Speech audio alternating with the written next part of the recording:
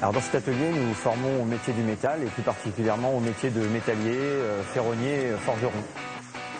Donc le métallier va avoir une activité plutôt liée au bâtiment, le ferronnier va avoir une partie plus créative, décoration intérieure, agencement, et le forgeron a une activité plutôt liée à l'industrie.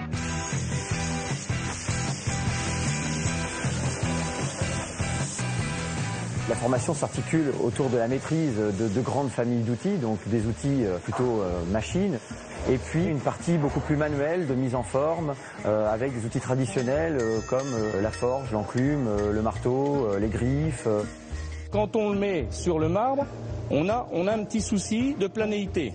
On va le reprendre à la pince et on va le remettre plat et on aura un ensemble qui sera cohérent. Ramène-le vers le bas. Voilà, hop, hop, hop. C'est bon. Allez, on regarde ce que ça donne. Et voilà. Et là, maintenant, on est parfait. Au cours de la formation, on regarde un petit peu la forme de la matière, est-ce que c'est du rond, du carré, les opérations de fabrication simples comme du perçage, la découpe, et une fois qu'on a maîtrisé ces outils-là, on mobilise ces compétences-là pour la fabrication d'objets un peu plus ambitieux comme des portails ou des garde-corps, en soignant la finition pour avoir un rendu de qualité. Alors on travaille sur une grille de portail, donc c'est une grille qu'on a dessinée avec Maxence. Donc à partir des dessins, on va faire nos motifs de volutes.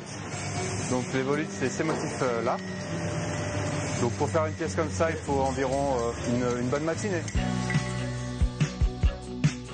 Alors le travail commence d'abord dans la démarche de création, c'est-à-dire la prise en compte de l'environnement, être aussi force de proposition, c'est-à-dire conseiller le client sur un choix esthétique ou un choix de forme.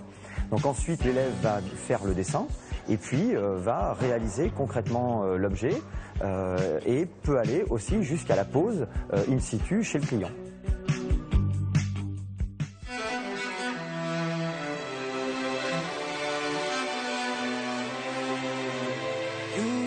Je vais chauffer, tu vas plier. Aujourd'hui, les métiers du métal reviennent un petit peu en odeur de sainteté parce qu'on sait qu'il y aura dans les 10 ans à venir peut-être 50 000 emplois par an.